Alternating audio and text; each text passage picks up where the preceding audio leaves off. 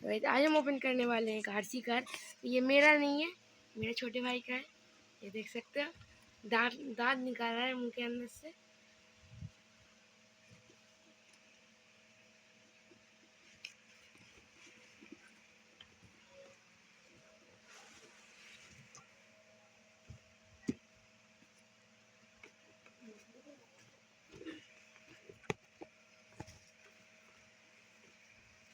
तो ये monster truck है,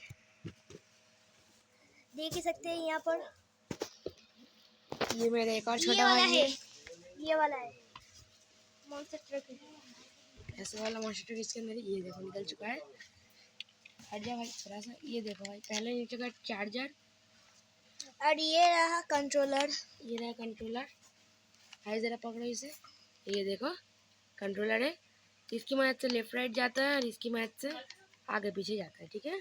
और उसके और बाद ये यहाँ पर चार्जर तो इससे दिखा दिया। यार और अभी देखो भाई, इसके सस्पेंशन भी है यहाँ पर बहुत सारे। और ये सस्पेंशन अच्छा है, काफ़ी अच्छा है इसका सस्पेंशन।